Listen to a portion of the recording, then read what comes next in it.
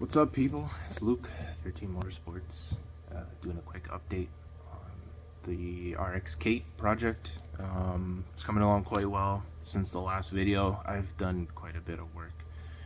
So, without further ado, okay, so what we have here is mostly a completed roll structure, right? All the little tubies in there. I don't think any of the stuff was welded in last time took a video, but there's a lot of stuff is completed. The door bars are in. Can't open the door all the way here, but door bars are in. Done a little bit of reinforcing here, tied into the rocker panel as well. There's a full bar from the top there supporting the A-pillar bar. Some gussets up here. Everything tied in nice and tidy. Ended up adding that bar that goes to the back, stays, just to give the, well, anyway, here we are again. So the compressor so rudely interrupted us, but yeah, I've done a bunch of metal removal up here. There was like a big parcel shelf that we took out just to get some weight out and kind of cleaned up the openings in here, stitched up some holes and stuff there, cut out some areas here, did a lot of cleaning up in the back here. So I ended up bracing the harness bar just to the floor here, just to make sure, like, I don't like to leave the harness bar unsupported. So that's there. This area here is all welded to the floor pan. I recessed this tube. I think in the last video this thing was a little higher, but I ended up recessing this into the floor, and welding it all in, seam sealing it.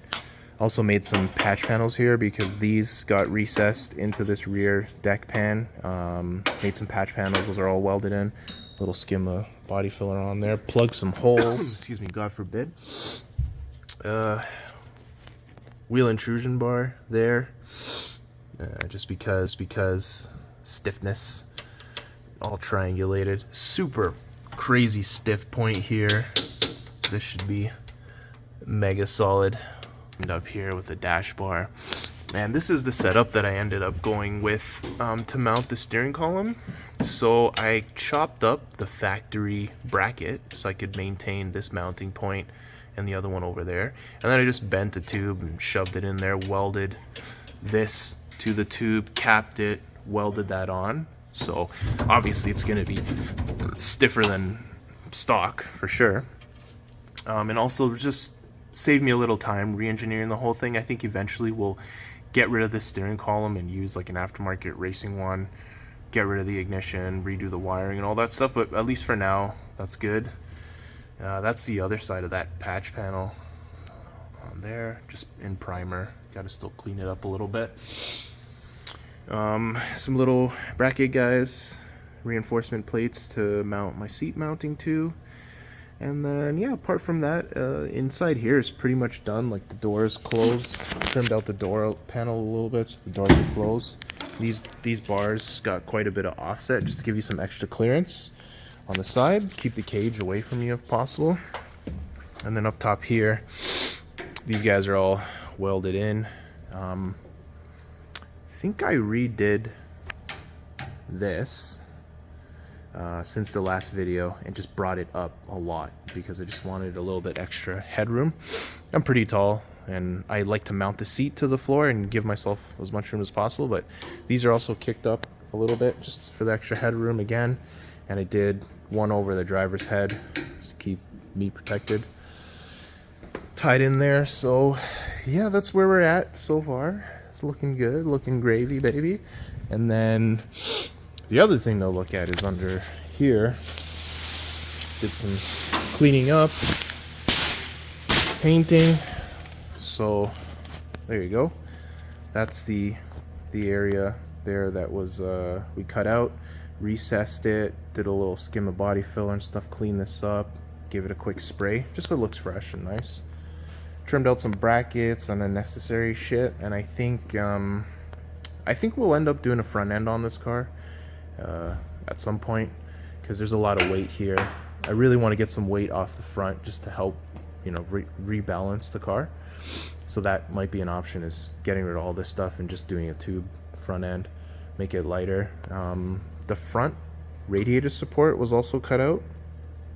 I can't remember if it was damaged or we just did it just because, but that was removed because we're not going to need it. Like, I'm actually going to use a factory replacement radiator and probably do it the same style. Maybe it needs to get moved up or something, but I just wanted that flexibility to do what I wanted. So right now the power plant is sitting over here and it's all assembled, bolted up,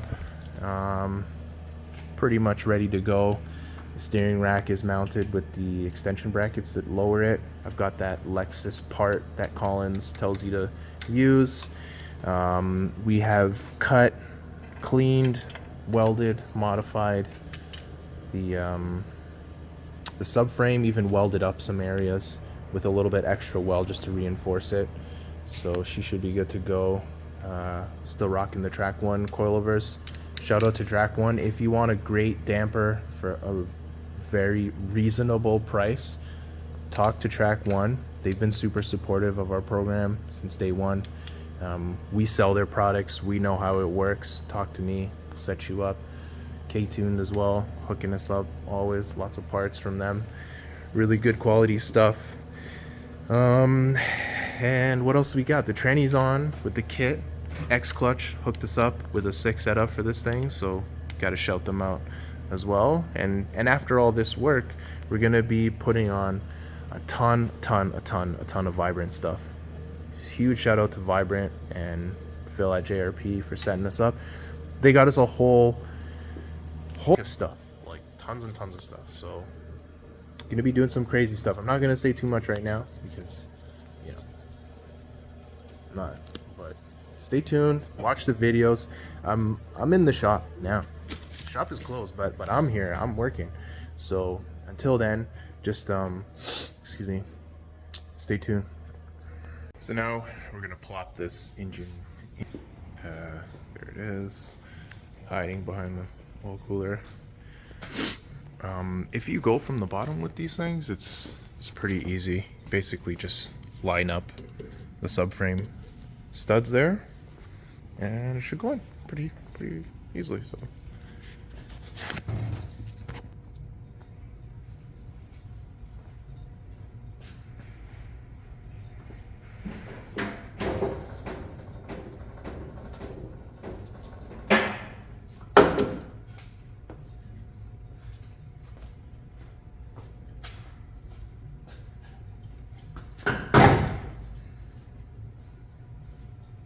plunk there.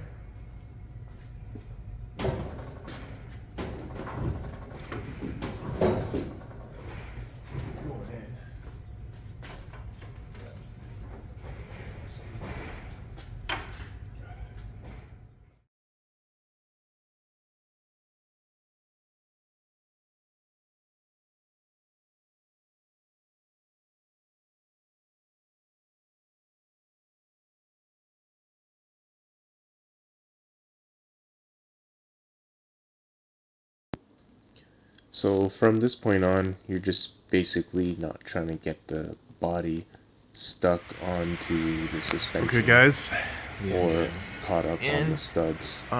They can see me here. Just we ended up removing a lot of material from this boxed section of the subframe. So we've plated it and welded it in both sides. We've also added this lower gusset because this area became very thin. Keep in mind, I wanted maximum room because I got to work on this shit, so I want it with lots of space. So that was one thing that we did, is clean out as much metal as possible. But with this brace here, and there's 2 threaded nuts that we put in here, we're gonna do a little X brace under here, right, for when we swap to an aluminum pan, as well as just to stiffen up this area one more time, triangulate everything and get it all firmed up, where stiffer is always better. Okay, so this is how it fits in there with the stock RX8 6-speed manual transmission. What's missing here is the power plant frame, which connects the transmission to the differential. So you'll see the differential's kind of just sagging, sitting here. And that's because this power plant frame has stopped it from staying level. Critical thing to set up. Make sure you refer to the factory service manual to do that. Apart from that, this is the old rusty subframe, which will likely be swapping over to the less rusty one once I put the bushings in. And yeah, that's how that's looking so far.